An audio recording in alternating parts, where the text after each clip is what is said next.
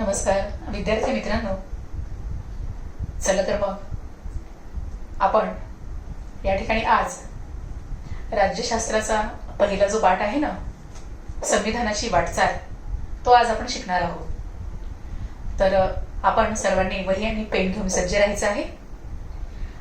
पहिला भाग आपण शिकत असताना याच्यामध्ये पाहायचंय की स्थानिक शासन संस्था, संविधानातली मूल्य आणि त्यातून व्यक्त होणारं हे तत्वज्ञान जे आहे, त्यातून निर्माण होणारी शासन संस्था जी आहे, या सगळ्यांचा अभ्यास आपण आतापर्यंत राज्यशास्त्रामधून केलेलाच आहे.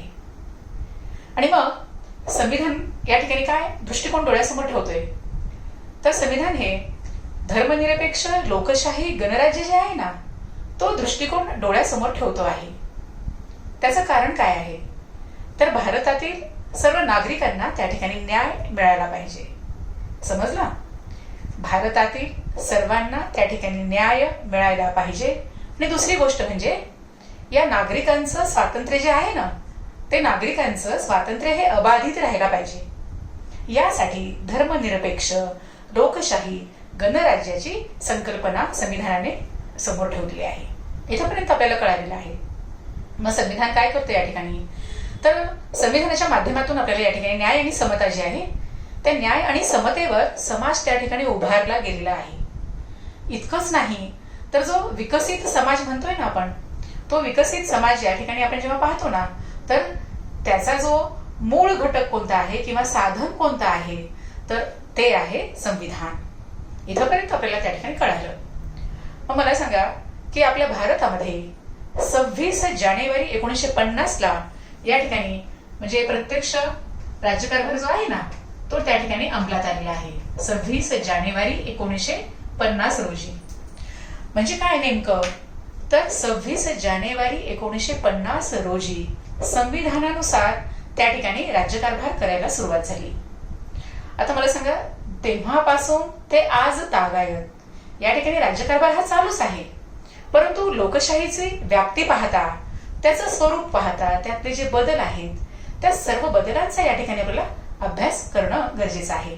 आणि तो सगळा बदल जो झालेला आहे ना, तो आपल्याला या पाठामध्ये करायचा आहे. म्हणजे कोणतं, संविधानाची वाटचाल या पाठामध्ये. सर्वात पहिल्यांदा आपण एका मूळ मुद्द्याकडे वळणार आहोत, लोकशाही. आता मला सांगा, मुद्दा आपण या ठिकाणी लिहून घेऊया, लोकशाही. लोकशाहीमध्ये या ठिकाणी पहिल्यांदा लोकशाही ही लिहून घ्या. लोकशाहीमध्ये एक टप्पा आपण पाहणार आहोत. तो पहिला टप्पा आहे राजकीय प्रगल्भता. राजकीय प्रगल्भता हे आपण पाहणार आहोत. आता राजकीय प्रगल्भता म्हणजे काय, तर मला सांगा, लोकशाही ही या ठिकाणी शासन पद्धती जी आहे ना, त्याची संरचना या ठिकाणी अपेक्षित आहे.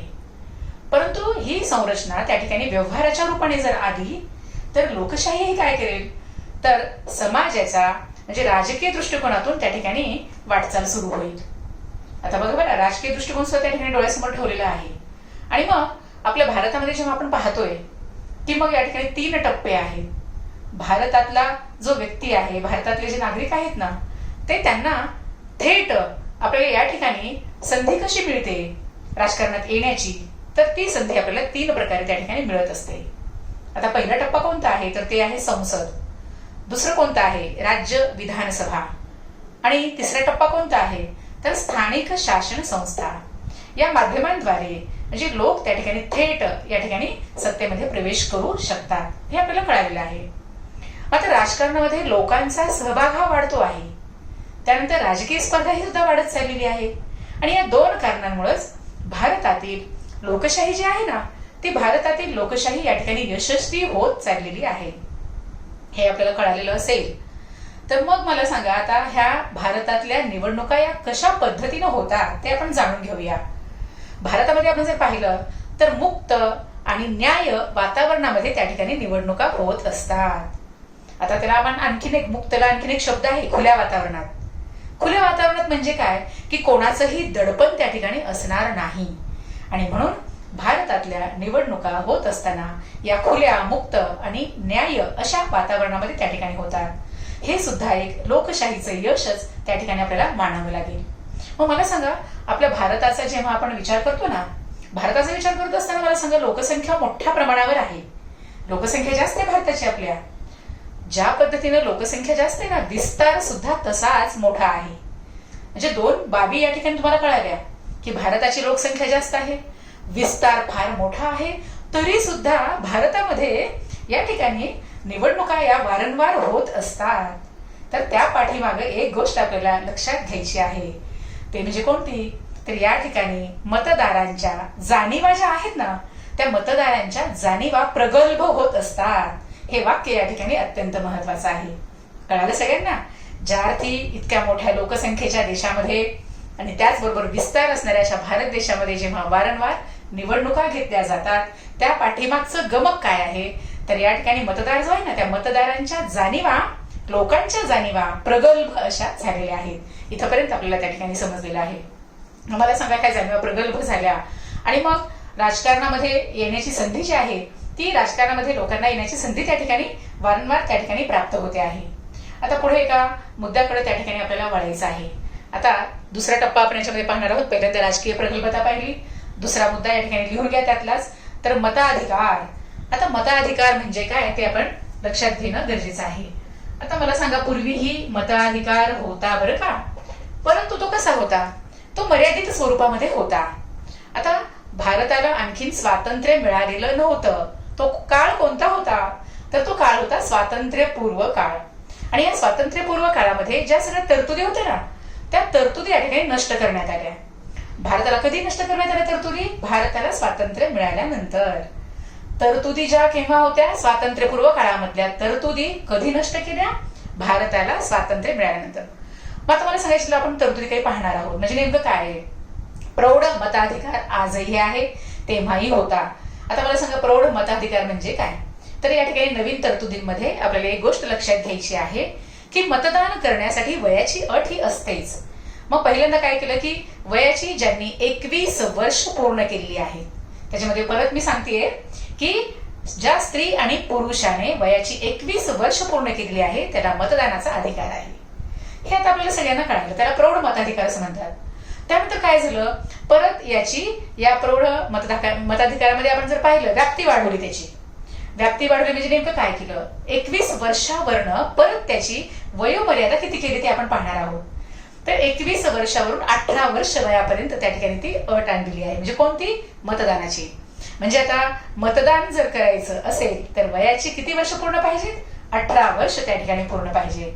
समजा त्या निवडणुका आल्या आणि आपले आई बाबा, घरातले सगळी ज्येष्ठ मंडळी त्या ठिकाणी, की ज्यांना आता 18 वर्ष पूर्ण आहेत सगळे घरातले, ते त्या ठिकाणी मतदानाला चाललेले आहेत. साहजिकच आपल्या मनामध्ये पण असं येतं की चला यांची किती मजा आहे नाही का, की ते मतदान करायला चालले, तिथली पद्धत कशी आहे, छान त्यांना अनुभवायला मिळते आहे.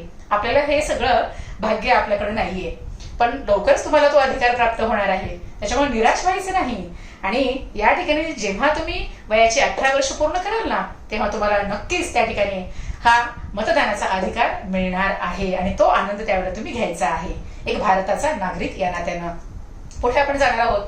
मग आता मला सांगा की जेव्हा 18 वर्षाचा मतदानाचा अधिकार मिळाला, 18 वर्ष पूर्ण झाल्यानंतरचा, मग याच्यामध्ये कोण कोण येतो? तर युवा वर्ग जो आहे ना, तरुण वर्ग, युवा वर्ग, तर तो युवा वर्ग या ठिकाणी मोठ्या प्रमाणावर त्याला मतदानाचा अधिकार मिळाला. म्हणजेच त्यांना काय झालं, तर राजकीय जो अवकाश आहे ना, तो राजकीय अवकाश त्यांना प्राप्त झाला. अवकाश कशाला म्हणायचं? आता कधी कधी आपण इंग्रजी शब्द वापरतोय नाही का, तर अवकाश म्हणजे स्पेस, आपण म्हणतो ना स्पेस पाहिजे. तर तो राजकीय अवकाश जो आहे तो या युवा वर्गाला प्राप्त झाला. आणि युवा वर्ग या ठिकाणी आल्यामुळं, त्यांना मतदानाचा अधिकार आल्यामुळं राजकीय सत्ता ज्या आहेत ना, त्या राजकीय सत्ता या ठिकाणी अधिक म्हणजे क्षमतेने या युवा वर्गाकडे पाहायला लागल्या. म्हणजे नेमकं काय आहे, युवा वर्गाच्या पाठिंब्यामुळं जास्तीत जास्त सत्तेमध्ये राजकीय पक्षांचा सहभाग वाढायला लागला. एवढंच नाही तर हा युवा वर्ग त्या ठिकाणी असल्यामुळं काही राजकीय पक्ष तर काय करायला लागले की जनतेच्या ज्या इच्छा आकांक्षा आहेत ना, त्या पूर्ण करण्यावर ते भर देण्यासाठीच सत्तेमध्ये त्या ठिकाणी उतरायला लागले. बघा, युवा वर्गाचं महत्व काय आहे हे आपण या ठिकाणी जाणून घेतलेलं आहे. आता इथपर्यंत आपल्याला कळालं. त्यानंतर तिसऱ्या टप्प्याकडे आपण जाणार आहोत. तिसरा टप्पा या ठिकाणी वहीमध्ये नोट करायचा आहे, लोकशाहीचे विकेंद्रीकरण. असा हा तिसरा टप्पा आपण या ठिकाणी पाहणार आहोत, लोकशाहीचं विकेंद्रीकरण. आता विकेंद्रीकरण म्हणजे काय आपण निश्चितच पाहणार आहोत. पहिल्यांदा वहीमध्ये हे लिहून घ्या, लोकशाहीचं विकेंद्रीकरण. सगळ्यांना तर आपल्याला माहिती आहे की लोकशाहीचं विकेंद्रीकरण जे आहे ना, ते या ठिकाणी लोकशाहीचा मुख्य गाभा आहे असं मी काय म्हणते. लोकशाहीचं केंद्रीकरण हा लोकशाहीचा मुख्य गाभा आहे. म्हणजेच कारण का हो, विकेंद्रीकरण आहे म्हणून ठीक आहे, नाहीतर आपली जी भारतातली सत्ता आहे ना, त्या सत्तेचा सगळ्यांनी गैरवापर केला असता. गैरवापर म्हणजे दुरुपयोग केला असता. याचा अर्थ काय, सत्तेचं कधीही केंद्रीकरण राहू नये, त्याचं विकेंद्रीकरण असणं गरजेचं आहे. तुम्हाला हे आठवत आहे का की तुम्ही अनेक वर्षांपासून नागरिकशास्त्र अभ्यासत आहात, बरोबर आहे का? मग त्या नागरिकशास्त्राच्या पाठामध्ये आपण मागे पाहिलेलं होतं, तुम्ही अभ्यासलाय, मी काय सांगणार आहे ते, की मागे मॉन्टेस्क्यूने एक सिद्धांत मांडला होता. कारण त्याने तो सिद्धांत काय म्हटला की सत्तेचं केंद्रीकरण हे योग्य नाही, तर ते विकेंद्रीकरण त्याचं व्हायला हवं. आणि मग त्यांनी 3 स्तरावर त्याची रचना केली होती. कोणतं तर कायदे मंडळ, कार्यकारी मंडळ आणि न्याय मंडळ, असा सत्ता विभाजनाचा सिद्धांत मॉन्टेस्क्यूने त्या काळामध्ये बांधलेला होता. हे सगळ्यांना माहिती आहे किंवा मांडलेला होता असं आपण म्हणूया. याचा अर्थ काय आहे हो, तर लोकशाहीचं केंद्रीकरण म्हणजे सगळी सत्ता ही एकाच्याच हातात एकवटणार नाही आणि सत्तेचा या ठिकाणी दुरुपयोग त्या ठिकाणी होणार नाही याची काळजी सगळ्यांनी घेतली पाहिजे. आणि म्हणून मी असं म्हटलं की सत्तेचं विकेंद्रीकरण जे आहे ते महत्वाचं आहे आणि म्हणूनच लोकशाहीचं विकेंद्रीकरण हा लोकशाहीचा मुख्य गाभा असलेला आपल्याला आढळून येतं. मग मला सांगा की विकेंद्रीकरण करायची गरज काय आहे. तर मला सांगा, सामान्य माणूस जो आहे ना, तो मला सांगा सत्तेपासून दूर आहे, तर मग त्याला कुठेतरी या सत्तेमध्ये येता यावं. सामान्य माणूस महत्वाचा आहे, लक्षात घ्या. आणि तोही सत्तेपासून वंचित राहू नये याच्यासाठी त्याचाही सहभाग वाढला पाहिजे, हे लक्षात घेणं गरजेचं आहे. आणि म्हणून मग आता संविधानामध्ये आपण जेव्हा पाहतोय 73 आणि 74 दुरुस्ती केलेली आहे संविधानामध्ये. बघा मी काय सांगते, संविधानामध्ये 73 आणि 74 दुरुस्तीनुसार त्या ठिकाणी आपल्याला एक लक्षात घ्यायचं आहे की या विकेंद्रीकरणामध्ये अतिशय या ठिकाणी मोठ्या अशा सुधारणा झालेल्या आहेत. मग त्या सुधारणा म्हणजे नेमक्या काय आहेत, तर त्या सुधारणा म्हणजे स्थानिक शासन ज्या संस्था आहेत ना, त्या स्थानिक शासन संस्थेंना जास्तीत जास्त अधिकार त्या ठिकाणी प्राप्त झालेले आहेत, हे आपण लक्षात घेऊया. तर यालाच म्हणायचं लोकशाहीचं विकेंद्रीकरण. आता थोडंसं आपण पुढे पाहणार आहोत की आता नेमके बदल आणखीन कुठले कुठले झाले, ते बदल या ठिकाणी आपल्याला पाहायचे आहेत. आता बदल कुठल्या कुठल्या क्षेत्रात झाले ते मी तुम्हाला आता सांगत आहे. पहिल्यांदा मग मी सांगते की स्त्रिया ज्या आहेत ना, त्या स्त्रियांचा सहभाग हा राजकारणामध्ये मोठ्या प्रमाणावर वाढायला हवा आणि त्याच्यासाठी मग या स्त्रियांसाठी जास्तीत जास्त राखीव जागा ठेवण्यात आल्या. समजला मुद्दा? म्हणजे पहिला बदल काय झाला, तर राजकारणामध्ये स्त्रियांचा जास्तीत जास्त सहभाग वाढावा याच्यासाठी स्त्रियांसाठी काय केलं, राखीव जागा मोठ्या प्रमाणावर ठेवण्यात आल्या.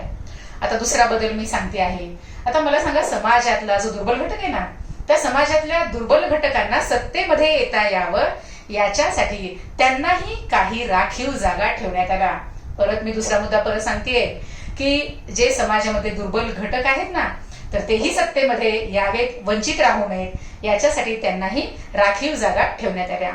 तिसरं मी सांगते बदल कुठला आहे तो, तर या ठिकाणी राज्य निवडणूक आयोग जो आहे ना, तो निर्माण करण्यात आला. महाराष्ट्र राज्य निवडणूक आयोगाची निर्मिती करण्यात आली. हा तिसरा बदल या ठिकाणी तुम्हाला मी सांगते आहे. आणि चौथा बदल आपण जर पाहिला तर संविधानामध्ये 11वा आणि 12वा असा जो परिच्छेद आहे ना, तो त्या ठिकाणी परत नव्याने त्या ठिकाणी मांडण्यात आलेला आहे. आणि इथं आपण जर लक्षात घेतलं तर हे जे बदल आहेत ना, हे बदल म्हणजे लोकशाहीसाठी अत्यंत महत्वाचे असे मानले जातात किंवा पोषक असं वातावरण यामुळे निर्माण होऊ शकतं, इतकंच आपण त्या ठिकाणी सांगू शकतोय.